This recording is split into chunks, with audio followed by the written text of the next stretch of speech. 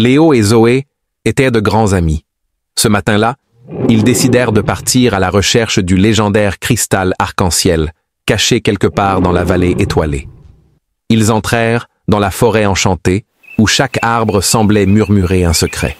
« Ne t'inquiète pas, je suis là », dit Zoé avec courage. Léo avait peur de traverser le pont fragile. « Fais-moi confiance », dit Zoé. Ensemble, ils firent le premier pas et traversèrent sans encombre. Enfin, ils atteignirent la montagne des nuages roses. « C'est là-haut que se cache le cristal », chuchota Zoé avec excitation. Ils avaient réussi. Le cristal arc-en-ciel brillait de 1000 feux, apportant paix et bonheur à toute la vallée. De retour chez eux, Léo et Zoé étaient devenus des héros. Mais plus que le cristal, ils avaient découvert la force de l'amitié. Pour célébrer leur retour, tous les animaux de la vallée organisèrent une grande fête des Lumières. Les rires résonnaient sous les étoiles, et Léo et Zoé étaient fiers d'avoir partagé cette aventure ensemble. Le cristal arc-en-ciel, maintenant suspendu dans le ciel, diffusait sa lumière magique sur la vallée, rendant chaque jour plus beau et chaque nuit plus douce. Assis côte à côte, Léo et Zoé se promirent de vivre encore de nombreuses aventures. « Tu sais quoi, Zoé? Je n'ai plus peur du tout grâce à toi, » dit Léo. « Et moi, j'ai découvert que l'amitié rend tout possible, » répondit-elle avec un sourire. L'étoile de l'aventure brilla haut dans le ciel, rappelant à tous que le courage et l'amitié pouvaient illuminer même les chemins les plus sombres. Alors que la vallée dormait paisiblement, une brise magique vint caresser les joues de Léo et Zoé. Une voix douce semblait murmurer « Une nouvelle aventure vous attend, suivez la lumière ». Ils suivirent la lumière jusqu'à une clairière où se dressait un immense portail doré. « On dirait une porte magique ?» s'exclama Zoé. « Allons voir ce qu'il y a de l'autre côté », ajouta Léo avec excitation. Ils émergèrent dans un royaume merveilleux, où les nuages formaient des chemins et où des créatures colorées volaient dans les airs. « C'est incroyable !» murmura Léo, les yeux écarquillés. « Bienvenue, courageux explorateur !»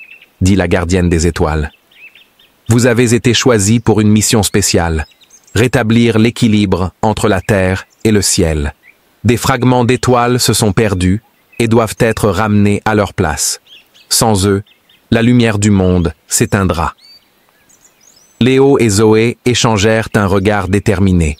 « Nous allons les retrouver. » Ils entrèrent dans la forêt des échos, où chaque pas résonnait à l'infini. Au sommet d'un arbre scintillant, le premier fragment brillait comme une étoile tombée du ciel. Ils atteignirent le lac des miroirs. « Comment allons-nous traverser ?» demanda Léo. Zoé posa une patte hésitante sur l'eau et une plateforme lumineuse apparut. « Il suffit de croire !» s'écria-t-elle. Ils avaient réussi. Chaque fragment retrouvé compléta la constellation brisée et le ciel tout entier s'illumina d'une lumière éclatante. « Grâce à vous, l'équilibre est rétabli, » dit la gardienne des étoiles. « Le royaume des nuages restera toujours en harmonie avec la terre. » De retour chez eux, Léo et Zoé étaient plus unis que jamais. Leur aventure céleste leur avait appris que le courage et la confiance pouvaient illuminer tous les chemins. Avant de les laisser repartir, la gardienne des étoiles leur offrit un cadeau précieux, une plume magique scintillante. « Cette plume vous guidera toujours lorsque vous serez perdus, que ce soit sur terre ou dans le ciel, » leur dit-elle. La gardienne ouvrit les portes du vent pour les ramener chez eux. « Tenez-vous prêts ?» cria Zoé en riant, tandis qu'ils se laissèrent porter par les courants d'air tourbillonnants. Le trajet ne se passa pas comme prévu. Au lieu de revenir directement dans la vallée, ils se retrouvèrent dans une prairie étrange, où les fleurs géantes brillaient sous la lumière de la lune. « Bienvenue dans la prairie étoilée », dit l'esprit des fleurs avec une voix douce comme la brise.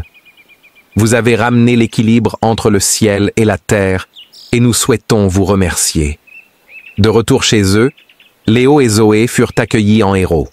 La lumière du cristal arc-en-ciel était plus brillante que jamais, symbolisant la paix retrouvée. Ils décidèrent de planter la graine dorée au centre de la vallée. Une magnifique fleur éclatante poussa, symbole de leur courage et de leur amitié. Assis sous la grande fleur, Léo et Zoé savaient qu'il y aurait encore d'autres aventures. Mais pour l'instant, Ils savouraient la paix retrouvée dans leur belle vallée.